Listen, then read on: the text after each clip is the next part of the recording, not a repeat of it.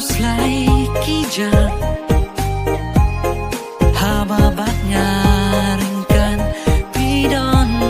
hasenda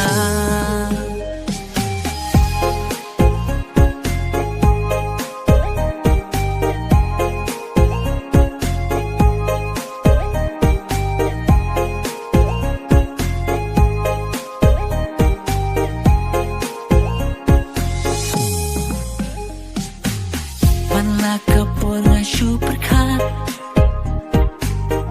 lanu bengin ya saringkan lada kis nam ni da kip nai jing ia jonga kenom stai tang bat pihi ngalaran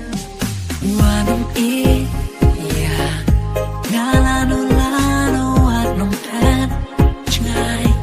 namar krema pi ngasukan jang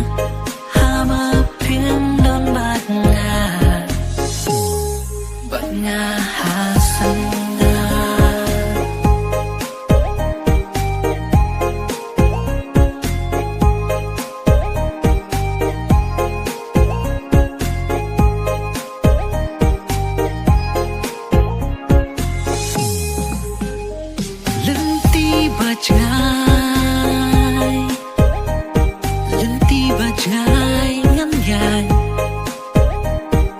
bat pila hajing dong lani hajing shai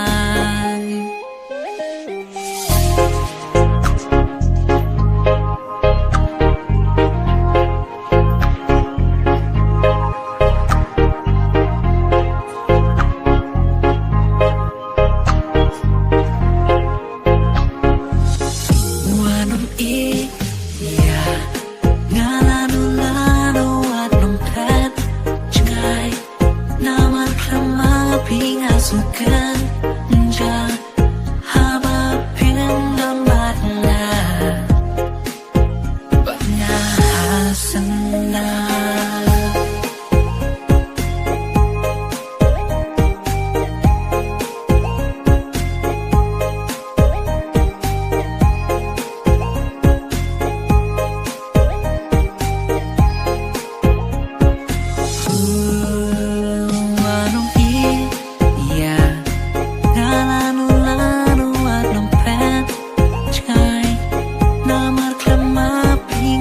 again.